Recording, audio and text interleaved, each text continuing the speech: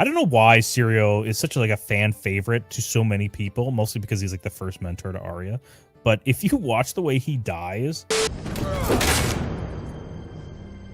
like you have to be screaming at the screen. Dude, pick up one of these swords. You have this wooden sword. And I know it was like he killed like 5 guys with the wooden sword, but come on, dude. After a while you have to like you're pushing your luck. You don't respect wood. When I watched Game of Thrones the very first time, though, years ago now, I didn't notice this. You and me are rewatching this right now. There's 5 guys you just took out lickety split, you know. They have their metal swords laying right on the ground. You are probably at this moment arguably the best swordsman in King's Landing, except for, what do you think, Barristan? Like, realistically, who do you think this guy? Oh yeah, because Jaime's gone now. Yeah, because Jaime's gone. Right. The Hound might have a good chance against him. I don't know. Yeah. I don't know about that though. Like, dude, but the first Barristan, sword of Braavos. Go on. I want to talk about the first sword of Braavos a little bit later, but go ahead. Keep going with your rant here. The first sword of Braavos does not run. Okay, yeah, he is the first sword of Braavos, but he's also the first Artard of Braavos, because for some reason, he leaves this stupid little chopped in half wooden sword. I guess I understand, too, if you want to flex, and you want to only fight using this little practice toy, and there's all these guys around you, they walk in there, their dicks are hanging out, they're swinging, they're thinking, we're going to take this guy to pound school. All he's got is a wooden sword. And you're in your head thinking, yeah, they are underestimating me to the fullest extent. You don't respect wood. I'm going to take him to town with my wooden sword. But at the point it gets broken in half, how do you not just say, all right, you know what? I got to take this a little more seriously. I can't keep flexing like this. I got to pick up a metal sword. And if I do, I'm for sure winning. Like, you agree with that, right? Like, it's just right. Yeah. Guy. He's for sure taking this guy out. Yeah, I think so too. Yeah, it just feels really weird that Syrio feels like he's doing like this amazing trick that he's like, dude, if I can just kill 6 guys with a wooden sword, I'll get this achievement or something. It's like, dude, no, there's no extra. You don't get anything extra. No one's even there to see you. It's not like, oh, I was in front of this whole crowd and dude, can you imagine how many songs will be sung about me if I'm able to take down 6 guys with a wooden sword? Dude, I'll be like the biggest dick guy in all of Westeros, you know? Yeah. But that's not. I'll be the tallest guy ever. People are going to look up to me. They're going to look way up at how tall and mighty I am. He's short, all right? You don't respect wood. Well, maybe, what if he's trying to win over Ned? Like, what if he thinks this is a test? What if he thinks this is a test for him to come in and make sure, like, I don't know if I'm feeling this guy as my daughter's dancing master. I'm not sure he's all he's cracked up to be. And Syrio detected that, or he thinks this is a test. So he thinks, okay, I really got to impress Ned Stark. These are his men dressed as Lannister soldiers. First of all, I have to really go over the top and say, Ned Stark would never send Lannister men to find his daughter. And then, you know what? I'm not even going to try a real weapon. I'm going to take these guys out with my wooden sword. Really just flex on how good I am. It secures his job. It's job security. You think that could be it? No, I don't think it's job security. I think you're kind of on the right path there. I think he's hedging his bets. He's thinking, dude, if I just disarm these guys and knock them out, because he kills them, but do they even look that dead? He just hit them really hard with a wooden sword. I don't know how he's like actually killed them. He didn't kill all of them. Some of them were like kind of groaning as he's leaving. Not all of them, but some of them are. Yeah. Well, they're groaning because of how hot he was. Like, damn, this guy. So he might be thinking, dude, if I just knock these guys out, then I can just like pretend it's a whole big prank later on. I'm like, come on, guys. I was fighting with you with a wooden sword. I wasn't going to try to kill you. Well, they can't be mad at him. I mean, they did come in there with real swords that threatened him. So it's all a joke.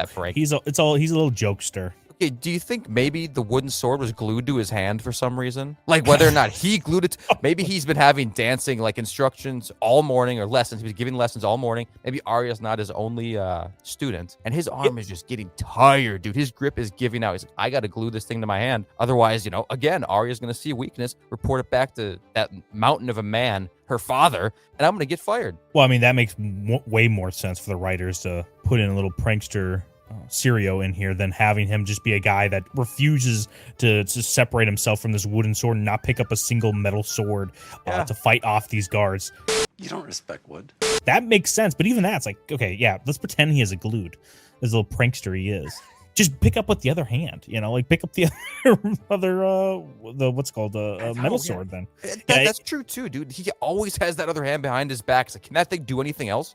You could probably use that for some great utility in a fight. How about a punch? A slap? A slap. Oh, I What's know, wrong with a dude. slap? So I understand that the writers really wanted, Syrio to take on 5 guards with a wooden sword, kill them, but then die to Meryn Trant. The writers should have made it feel as if Syrio had no other choice but to use the wooden sword. But there's so much dead air in between these, say combat scenes, or because they all come at him one at a time, which is a great choice to have. People come in, funnel, very predictable path. They should have had it so he couldn't drop the wooden sword at any point because people are just constantly coming at him.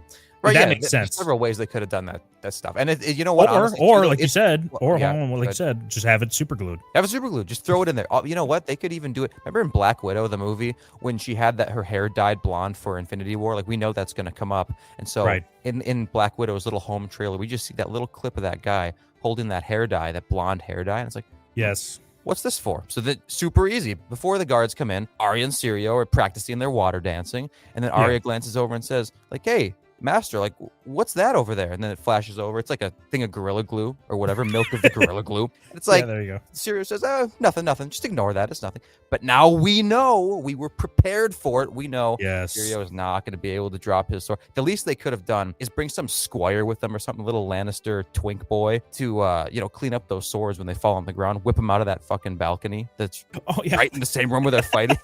Get a guy on sword cleanup because they know Syrio. That's the other option in this. If they are taking Syrio as seriously as they should know, okay, we got to keep a metal sword out of this dude's hands because if he gets it, we are all dead. You don't respect wood. And so they have a little squire. Sirio's an honorable man. He's not going to kill an innocent child, but if that innocent child is whipping swords out, at least he's going to have some use. Yeah, like a ball boy, but for swords, right? Or at least throwing him back to like Meryn Trant. Oh, dude. Yeah, he's like a Hindu god. He's going to have like 6 arms, each one holding a sword. So we hear a lot of hype about the title First Sword of Braavos.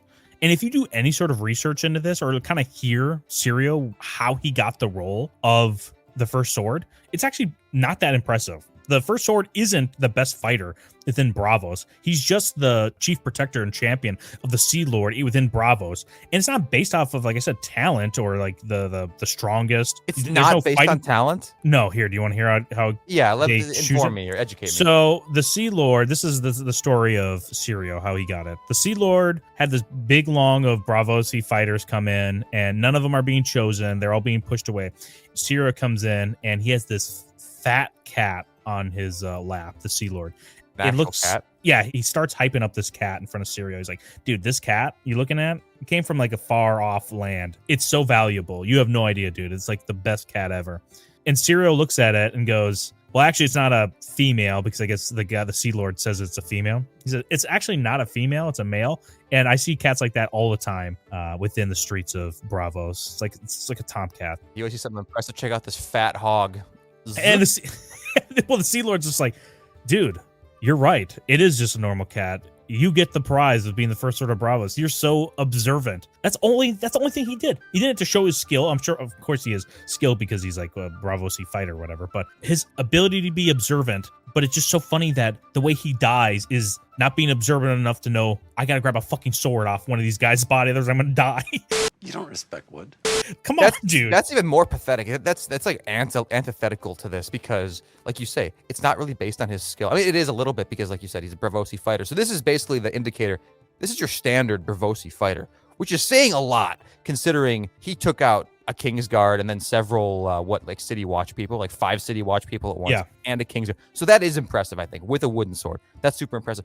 But if his claim to fame is being observant, and he couldn't even observe a real weapon on the ground, this is pathetic. You know what? This does answer, though. Why I've always thought, why is Syrio Forel hanging out in King's Landing if he's the First Sword of Braavos? Like, why isn't he over there? Wouldn't you think he'd have some allegiance to his home?